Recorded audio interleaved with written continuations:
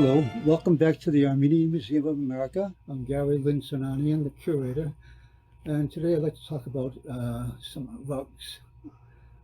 Before we go into anything else, let me tell you that the museum is now open. We're open on Friday, Saturday, Sunday, 12 to 6. So please come and join us. If you can't join us there, join us through YouTube and virtual exhibits. All right, today I'm going to talk about, usually when I talk about Armenian rugs, I'm talking about knotted rugs, but this is a very different kind of rug I'm talking about today. This is a braided American style, what they call granny's rug. This was made by Thorndike Mills, and it goes back to the Garabedian family, particularly Gabriel Garabedian. Gabriel Garabedian was born in 1900 in Van. He went through the siege of Van and the genocide in 1915, 1916. He lost his parents and his three sisters and managed to survive to get to Tiflis with one surviving sister. So he joined Tiflis in 1916. He joined an uncle who had a wool factory there. So he worked in his uncle's factory and learned the trade about how to work with wool and textiles and, of course, how to run a business. In 1925, he decided to immigrate to America. Went to Ellis Island and ended up in Boston. He originally worked for somebody else making rugs. These are flat rugs, sort of like a kiln. And he worked for the other gentleman, and he started making his own rugs at night privately for himself. And he opened his own business of rug making. But in 1929, the Great Depression hit the United States, and it impacted his rug business. And so he needed to find a different way of making rugs.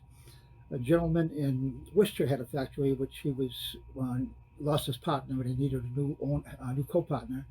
So Mr. Garabedian joined up, eventually ran the company and took over the company.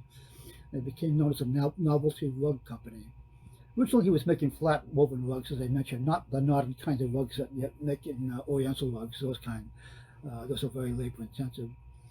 But he later discovered the concept of braided rugs. And this is an old Americana kind of style, in which you take basically scraps of cloth and you braid them into one long strip. And then with the strip, you start just sewing this long strip around and around and around. And it's very durable, very thick, and this is a braided rug. And Thorndike Mills, his company, became world famous for the quality of the rugs that it made. This is an example of the rugs right here. And on the back, you can see here Thorndike Mills, right down here. And you got to find which kind of rug it is. The original kind of rugs were made out of ordinary scraps, but he decided and discovered that if you take specific kinds of cloth to weave it, you can make different styles of braid, and by doing that, you make different styles of rug. And so for many years, he and his factory out in Palmer, Mass, would make these braided rugs. And the company ran from 1957 to 2019 when it finally closed the business. So it ran for 50 years, with, it was a good run for a factory. And the rugs, of course, these things, but you have a lady with this long piece, and she's sewing it, and she's turning it as she sews it. And it's okay with a small rug, it's not hard to turn. But he would make rugs up to 20 feet wide. Huge pieces. And how do you turn these things in order to keep sewing that? And what he did is he made a table with perforations in the table, so that you could have air blow underneath, but blowing air up into the table, up under the rug. And so what it did is it was holding the rug up a little bit, so it became very easy to flip it around.